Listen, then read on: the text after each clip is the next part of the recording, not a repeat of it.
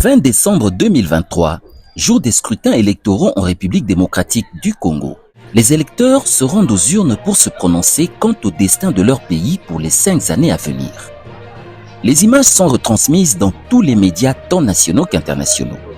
Pourtant, une chaîne de télévision se distingue par le caractère spontané des directs sur terrain, présentant à la population les situations des différents bureaux de vote et centres de tous les coins de la République, faisant vivre aux téléspectateurs le déroulé des événements électoraux en temps réel. Perfect Télévision.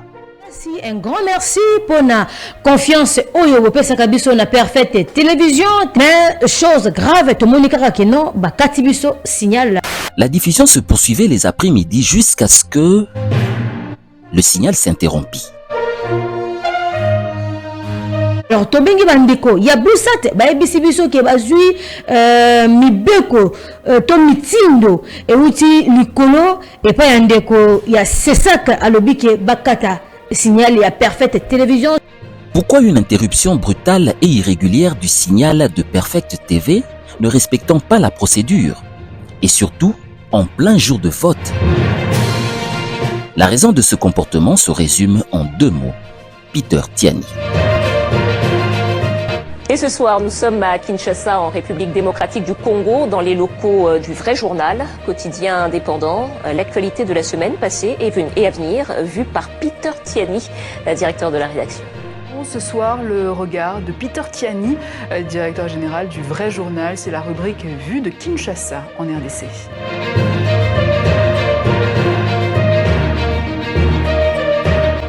Directeur général de ce média, Peter Tiani est un journaliste professionnel réputé pertinent et rigoureux, n'offrant pas de cadeau au pouvoir en place en matière de critique des actions de ce dernier. Rappelons à l'ordre, dans ses analyses, les dirigeants les moins soucieux des intérêts des Congolais. Le journaliste s'attire par la même occasion le courroux de certains gardiens du pouvoir qui ne rêvent que de le réduire au silence une bonne fois pour toutes. Tentative qui commence bien avant l'avènement du régime actuel. 2018, le 7 novembre, un mercredi, en début de soirée.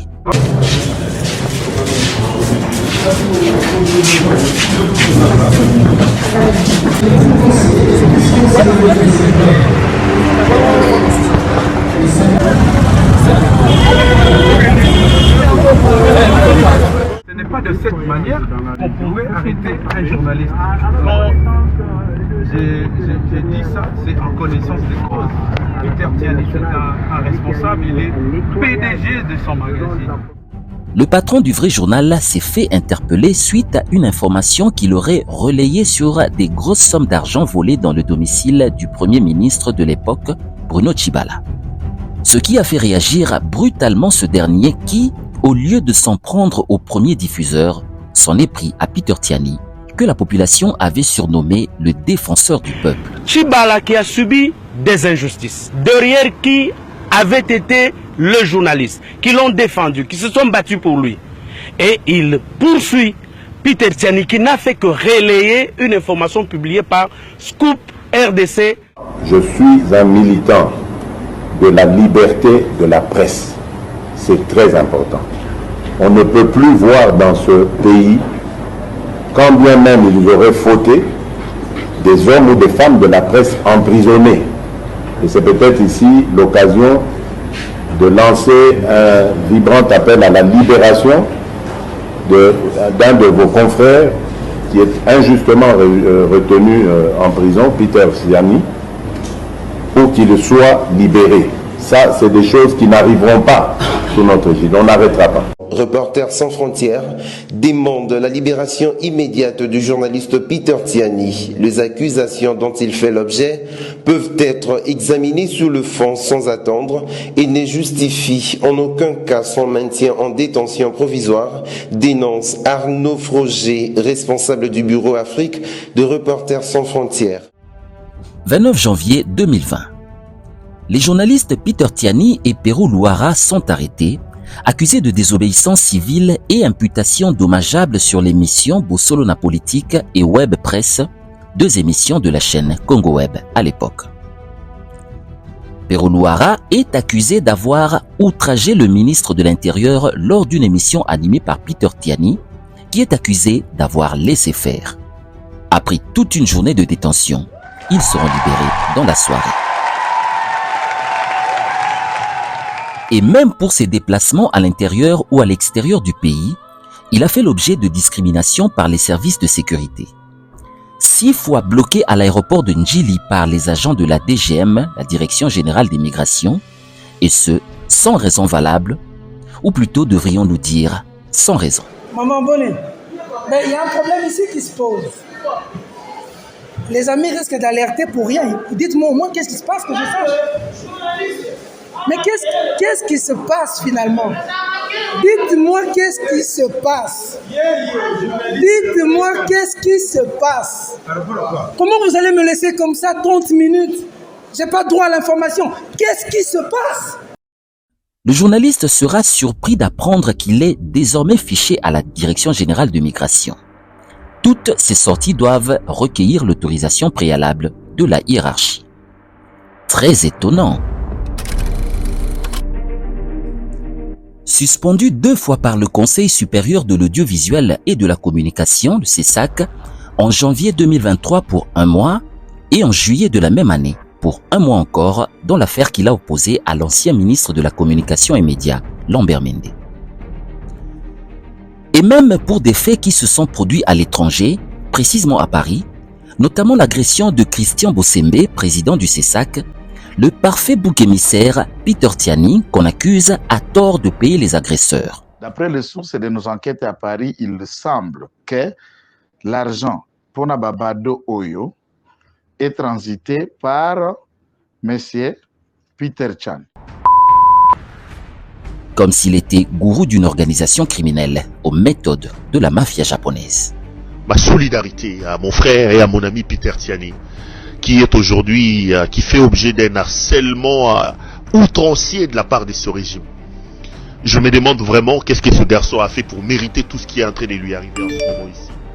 Mais la plus grave accusation portée sur ce digne fils du pays et dévoué communicateur est d'être reconnu comme suspect dans l'assassinat de l'ancien ministre des Transports Chérubin Okende, suite à un tweet de sa part alertant sur la disparition de ce dernier avant son meurtre, lequel tweet a été trafiqué pour faire croire qu'il a publié avant l'effectivité de l'enlèvement.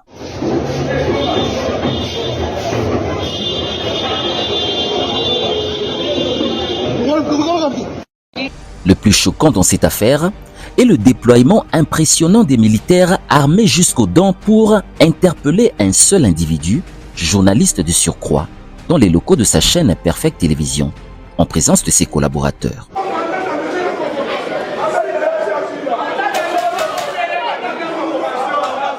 S'il vous plaît, ne brutalisez pas les agents, ne faites aucune déclaration mauvaise. Ça va? Je veux répondre à l'invitation. Mon combat que je fais est connu. Si dans les moments comme celui-ci, on ne peut pas avoir suffisamment de courage, alors on ne doit pas faire ce combat. Ce sont des agents de l'ordre, ils sont des exécutants.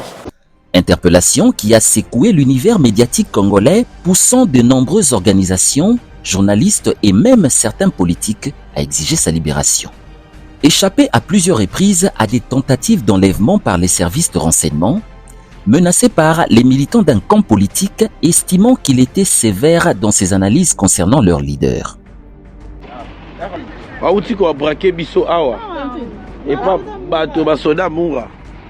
babotoli bato baportemone na batelefone awa kaka wana balabala nde boleka na mutuka bakitisi batutu na mituka bandi ofuyeba mituka babandi kobotola bato batelefone na baportemone soko tie tembe babeti yo masasi awa kaka sikoyo nga telefone nange ekei na portemone. Pourquoi tant de fixation et d'acharnement contre lui? Gêne-t-il à ce point le pouvoir en place? Représente-t-il une menace pour la sécurité de ce pays? Pour les autorités, son combat occulte à ce point celui de l'État.